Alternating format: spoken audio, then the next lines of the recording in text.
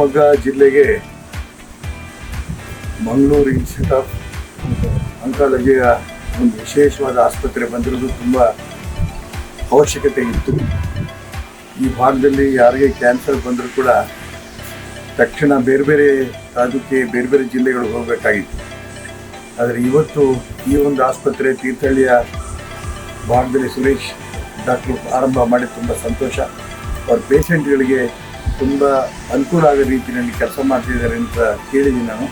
ಪ್ರಖ್ಯಾತ ವೈದ್ಯರು ಈ ಶಿವಮೊಗ್ಗ ಜಿಲ್ಲೆಗೆ ಬಂದು ತೀರ್ಥಹಳ್ಳಿ ಹತ್ರ ಈ ಒಂದು ಆಸ್ಪತ್ರೆ ಮಾಡ್ತಿರೋದ್ರಿಂದ ತುಂಬ ಜನ ಬಡ ರೋಗಿಗಳ ಅನುಕೂಲ ಆಗೋಂಥ ಆಸ್ಪತ್ರೆ ಆರಂಭ ಮಾಡಿದ್ದಾರೆ.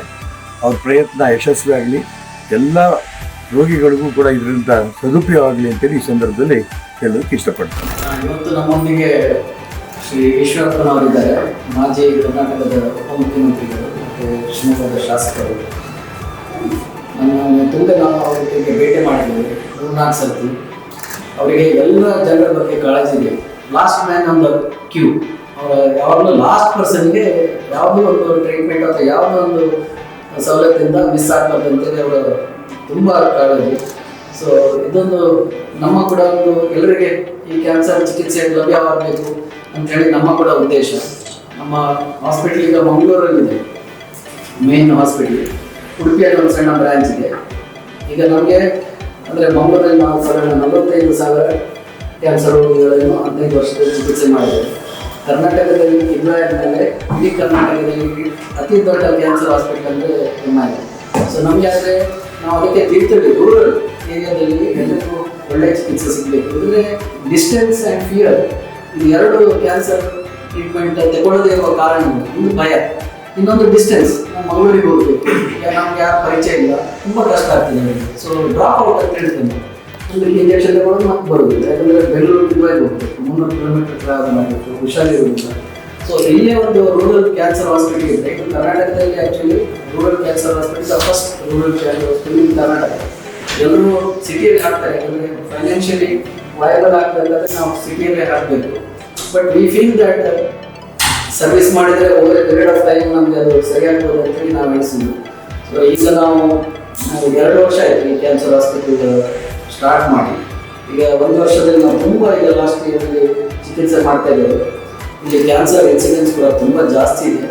ಬೇರೆ ಬೇರೆ ಕಾರಣ ಇರ್ಬೋದು. ನಮ್ಮ ಹತ್ರ ಸ್ಟ್ಯಾಟಿಸ್ಟಿಕ್ ಇದೆ, ನಾನು ಸರಿ ಕೊಡ್ತೇನೆ ಯಾವ ಟೈಪ್ ಕ್ಯಾನ್ಸರ್ ಬರ್ತಾ ಉಂಟಂತೇಳಿ. ಮತ್ತು ಅದು ಸರ್ಕಾರದಲ್ಲಿ ಅದನ್ನು ಇನ್ವೆಸ್ಟಿಗೇಷನ್ ಮಾಡಿ ಯಾಕೆ ಹೀಗಾಗ್ತಾ ಉಂಟಂತೇಳಿ ನೋಡಬೇಕು. ಯಾಕಂದರೆ ನಮಗೆ ಇಲ್ಲಿ ತೀರ್ಥಹಳ್ಳಿ ನಾವು ಸ್ತನದ ಕ್ಯಾನ್ಸರ್ ತುಂಬ ಕಡಿಮೆ ನೋಡಬೇಕು. ಅದು ಮಂಗಳೂರಿಗಿಂತ ಜಾಸ್ತಿ ಸ್ತನದ ಕ್ಯಾನ್ಸರ್, ದೊಡ್ಡ ಕರುಳಿನ ಕ್ಯಾನ್ಸರ್, ಪ್ಯಾಂಕ್ರಿಯಾಸ್ ಮತ್ತು ಲಿವರ್ ಇಲ್ಲಿ ನೋಡ್ತಾ ಇದ್ದೇವೆ. ಅದು ಆ್ಯಕ್ಚುಲಿ ಸಿಟಿ ಕ್ಯಾನ್ಸರ್ ಅಂತ ನೋಡೋದು. ಅದೇ ಇಲ್ಲದೆ ಇಂಥದ್ದೆಲ್ಲ ಬರ್ತಾ ಇದೆ. ಸೊ ಸರಿಗೆ ನಾನು ಥ್ಯಾಂಕ್ಸ್ ಹೇಳ್ತೇನೆ, ಯಾಕಂದರೆ ಅವ್ರು ನಮ್ಮನ್ನು ಈ ಸಪೋರ್ಟ್ ಮಾಡ್ತಾ ಇದ್ದಾರೆ ಮತ್ತು ಬಡ ರೋಗಿಗಳನ್ನು ಇಲ್ಲಿ ಕಳಿಸ್ತಾ ಇದ್ದಾರೆ. ಅವರ ಚಿಕಿತ್ಸೆ ಮಾಡಿ ಗುಣ ಮಾಡುವ ಪ್ರಯತ್ನ ನಾವು ಮಾಡ್ತೇವೆ. ಫಸ್ಟ್ ಸೆಕೆಂಡ್ ಸ್ಟೇಜ್ ಇದ್ದರೆ ನಾವು ಗುಣ ಮಾಡ್ಬೋದು. ಇವತ್ತು ನಾವು ಅವರಿಂದ ಒಂದು ವೆಹಿಕಲ್, ಯಾಕಂದರೆ ಜನರು ತೀರ್ಥಹಳ್ಳಿಗೆ ಬರ್ತಾರೆ, ತೀರ್ಥಹಳ್ಳಿಯಿಂದ ಆರೋಗ್ಯಕ್ಕೆ 7 ಕಿಲೋಮೀಟರ್ ಇದೆ, ಕೆಲವರಿಗೆ ರಿಕ್ಷಾ ಸಿಗೋದಿಲ್ಲ. ಅದನ್ನೊಂದು ವೆಹಿಕಲ್ ಅವರೊಂದು ಇವತ್ತು ಇನಾಗ್ರೇಷನ್ ಮಾಡಿದ್ರು. ಆ ವೆಹಿಕಲ್ ಯಾರಾದರೂ ತೀರ್ಥಹಳ್ಳಿ ಬಸ್ ಸ್ಟ್ಯಾಂಡಿಗೆ ಬಂದು ಫೋನ್ ಮಾಡಿದರೆ ಅಥವಾ ಇನ್ನು ಅಡ್ವಾನ್ಸ್ ಫೋನ್ ಮಾಡ್ತಾರೆ. ಯಾಕಂದರೆ ಇವೆಲ್ಲ ಅಪಾಯಿಂಟ್ಮೆಂಟ್ ಮೂಲಕ ನಡೆಯೋದು ಕ್ಯಾನ್ಸರ್. ಎಮರ್ಜೆನ್ಸಿ ಯಾವುದಿಲ್ಲ, ಕಾಲ್ ಮಾಡಿ 4 ಹಾಸ್ಪಿಟಲ್ಗೆ ಹೋಗಿ ಮತ್ತೆ ಇಲ್ಲಿ ಬರುವಂಥದ್ದು. ಸೊ ನಮ್ಮಲ್ಲಿ ಹಾರ್ಟ್ ಥರ ಅಥವಾ ಹೆಡ್ ಇಂಜರಿ ಥರ ಎಮರ್ಜೆನ್ಸಿ ಇರೋದಿಲ್ಲ. ಸೊ ಅಪಾಯಿಂಟ್ಮೆಂಟ್ ಅವರು ಬರುವಾಗ ಅವರಿಗೆ ಈ ಒಂದು ವ್ಯವಸ್ಥೆಯನ್ನು ಮಾಡಿದ್ದೇವೆ. ಬೇರೆ ಬೇರೆ ವ್ಯವಸ್ಥೆ ಮಾಡೋ ಪ್ರಯತ್ನ ಮಾಡ್ತಾ ಇದ್ದೇವೆ ನಾವು. ಯಾಕಂದರೆ ನಮಗೂ ಅದು ಫೈನಾನ್ಷಿಯಲಿ ಅದು ವರ್ಕ್ ಆಗಬೇಕು. ಯಾಕಂದರೆ ಇದು ನಾವು ಫೈನಾನ್ಷಿಯಲ್ ಗೇನಿಂಗ್ ಮಾಡುವಂಥ ಆಸ್ಪತ್ರೆ ಅಲ್ಲ.